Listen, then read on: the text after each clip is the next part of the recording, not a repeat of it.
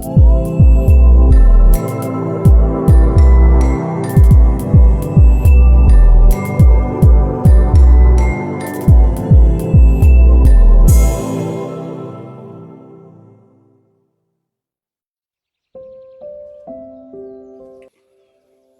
വചനം പേജിലൂടെ നാം പഠിച്ചുകൊണ്ടിരിക്കുന്ന ക്രിസ്തു തത്വശാസ്ത്ര പഠനത്തിന്റെ 28ാമത്തെ എപ്പിസോഡിലേക്ക് എല്ലാ മാന്യ പ്രേക്ഷകർക്കും സ്വാഗതം.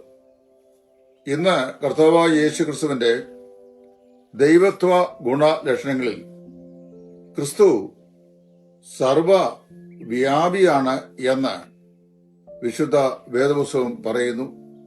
ആ കാര്യമാണ് ഞാൻ ഇവിടെ ഓർപ്പിക്കുവാൻ ആഗ്രഹിക്കുന്നത്. സർവവ്യാപി എന്ന് പറഞ്ഞാൽ ഓംനി പ്രസന്റ് എന്നാണ് ഇംഗ്ലീഷ് പറയുന്നത്. എന്താണ് ഈ ഓംനി പ്രസൻസ് ഓഫ് ക്രൈസ്റ്റ്? ക്രിസ്തു ഒരു സ്ഥലത്ത് ആയിരിക്കുമ്പോൾ തന്നെ മറ്റൊരു സ്ഥലത്തായിരിക്കാനും എല്ലാ സ്ഥലങ്ങളിലും ആയിരിക്കുവാനും ക്രിസ്തുവിന് സാധിക്കുന്നു. ഉദാഹരണം പറഞ്ഞു കഴിഞ്ഞാൽ, മനുഷ്യനായ നാം, നമ്മുടെ ജഡശരീരം നമുക്കുള്ളത് കൊണ്ട് നമുക്ക് ഒരു സ്ഥലത്ത് മാത്രമേ ഒരു സമയത്തായിരിക്കാൻ കഴിയുള്ളൂ. ഇപ്പോൾ ഞാൻ ഇടയാറന്മുളയിലാണ് ആയിരിക്കുന്നത്. ഇടയാറന്മുളയിൽ എന്റെ വീട്ടില്, എന്റെ സ്റ്റുഡിയോയിലാണ്. ഇവിടെ ഇരിക്കുമ്പോൾ എനിക്ക് ഡൽഹിയിലായിരിക്കാനോ ബാംഗ്ലൂരിലായിരിക്കാനോ മറ്റേതെങ്കിലും സ്ഥലത്ത് ആയിരിക്കാനോ സാധിക്കുകയില്ല. ഒരു സ്ഥലത്ത് ഒരു സമയത്ത് മാത്രമേ എനിക്കായിരിക്കാൻ കഴിയുള്ളൂ.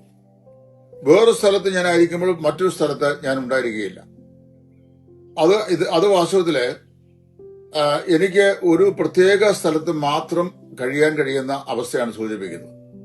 എന്നാൽ കർത്താവായ യേശു ക്രിസ്തുവിനെ കുറിച്ച് പറയുമ്പോൾ ക്രിസ്തു സർവവ്യാപി ആണ് എന്ന് പല വചനഭാഗങ്ങൾ കൊണ്ടും നമുക്ക് തെളിയിക്കാനായിട്ട് സാധിക്കുന്നുണ്ട്.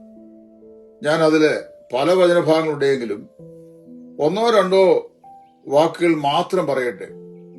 സ്വർഗത്തിൽ നിന്ന് ഇറങ്ങി വന്നവനായി സ്വർഗത്തിൽ ഇരിക്കുന്നവനായ മനുഷ്യപുത്രനല്ലാതെ ആരും പിതാവായ ദൈവത്തെ വെളിപ്പെടുത്തിയിട്ടില്ല എന്ന ഒരു വചനഭാഗം നമ്മൾ വായിക്കുന്നു.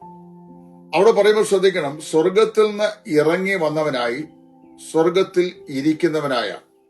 കർത്താവായ യേശു സ്വർഗത്തിൽ നിന്ന് ഇറങ്ങി വന്നു എന്ന് ഫിലിപ്പിയ ലേഖനം 2-ാം അധ്യായത്തിന്റെ 5 മുതൽ 7 വരെയുള്ള വാക്കുകൾ വായിക്കുന്നുണ്ട്. ദൈവരൂപത്തിലിരിക്കെ ദൈവത്തുള്ള സമത്വം മുറിവ് പിടിച്ചുകൊള്ളണം എന്ന് വിചാരിക്കാതെ ദാസരൂപമെടുത്ത് മനുഷ്യ സാദൃശ്യത്തിലായി വേഷത്തിൽ മനുഷ്യനായി തന്നെത്താൻ താഴ്ത്തി മരണത്തോളം ക്രൂശിലെ മരണത്തോളം തന്നെ അവിടുന്ന് അനുസരണം ഉള്ളവനായി തീർന്നു. സ്വർഗത്തിൽ നിന്ന് ഇറങ്ങി വന്നു. അപ്പോൾ തന്നെ ദൈവം പറയുകയാണ്, സ്വർഗത്തിൽ ഇരിക്കുന്നവനായ. സ്വർഗത്തിൽ നിന്ന് ഇറങ്ങി വന്നു, ഭൂമിയിലായിരിക്കുന്നു. അപ്പോൾ തന്നെ അവൻ സ്വർഗത്തിലും ഇരിക്കുന്നു. ഇനി യോഹന്നാൻ 3:18 എന്താണ് കർത്താവ് പറഞ്ഞത്? പിതാവായ ദൈവത്തെ ആരും ഒരു നാളും കണ്ടിട്ടില്ല,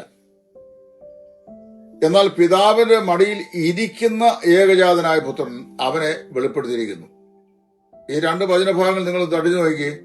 സ്വർഗത്തിൽ നിന്ന് ഇറങ്ങി വന്നവനായി സ്വർഗത്തിൽ ഇരിക്കുന്നവനായ എന്ന് പറഞ്ഞു കഴിഞ്ഞാൽ കർത്താവായ യേശു ഭൂമിയിൽ ആയിരിക്കുമ്പോൾ തന്നെ he is seated in heaven, സ്വർഗത്തിലും ഇരിക്കുകയാണ്. അവൻ ഭൂമിയിൽ മനുഷ്യനായി 33 വർഷക്കാലം ആയിരിക്കുമ്പോൾ തന്നെ അവൻ പിതാവിന്റെ മടിയിൽ ഇരിക്കുകയാണ്. അങ്ങനെ യോഹന്നാൻ 3:12 പറഞ്ഞത്, ദൈവത്തെ ആരും ഒരു നാളും കണ്ടില്ല, എന്നാൽ പിതാവിന്റെ മടിയിലിരിക്കുന്ന ഏകജാതനായ പുത്രൻ അവനെ വെളിപ്പെടുത്തിയിരിക്കുന്നു. കർത്താവായ യേശു ക്രിസ്തു ഒരു സമയത്ത് തന്നെ പല സ്ഥലങ്ങളിലും ആയിരിക്കാൻ കഴിയുന്നവനല്ല എങ്കിൽ ആ വചനഭാഗം എഴുതേണ്ടിയിരുന്നത് ഇങ്ങനെയാണ്: ദൈവത്തെ ആരും ഒരു നാളും കണ്ടില്ല, എന്നാൽ പിതാവിന്റെ മടിയിൽ നിന്ന് ഇറങ്ങി വന്നവനായ യേശു ക്രിസ്തു അല്ലെങ്കിൽ പുത്രൻ അവനെ വെളിപ്പെടുത്തുന്ന പറയുന്നുണ്ട്. അങ്ങനെയല്ല പറയുന്നത്, പിതാവിന്റെ മടിയിൽ ഇരിക്കുന്നവനായ ക്രിസ്തു അവനെ വെളിപ്പെടുത്തിയിരിക്കുന്നു. ഭൂമിയിൽ അവനായിരുന്നപ്പോൾ തന്നെ പിതാവിന്റെ മടിയിൽ അവനായിരിക്കുകയാണ്. ഇതെങ്ങനെ സാധിക്കുക? അത് ദൈവത്തിന് മാത്രമേ സാധിക്കുകയുള്ളൂ. അപ്പോൾ ഒരേ സമയത്ത് സ്വർഗത്തിലും ഭൂമിയിലുമായിരിക്കുവാൻ, ഒരേ സമയത്ത് പിതാവിന്റെ മടിയിലും ഭൂമിയിലുമായിരിക്കുവാൻ, ഒരേ സമയത്ത് എല്ലായിടത്തുമായിരിക്കുവാൻ ക്രിസ്തുവിന് സാധിക്കും. മത്തായി 18 യേശു പറഞ്ഞു, 2-3 പേർ എന്റെ നാമത്തിൽ കൂടി വരുന്ന ഇടത്തൊക്കെയും ഞാൻ അവരുടെ നടുവിൽ ഉണ്ട്. 2-3 പേർ കർത്താവിന്റെ നാമത്തിൽ ലോകത്തിന്റെ 5 വൻകരകളിലെ ഏത് കോർണറിൽ കൂടി വന്നാലും അവരുടെ നടുവിൽ യേശു ഉണ്ട് എന്ന് പറഞ്ഞു കഴിഞ്ഞാൽ he is N omni present person എന്നാണ് എന്റെ അർത്ഥം. അവൻ സർവവ്യാപിയായിരിക്കുന്ന ദൈവമാണ്.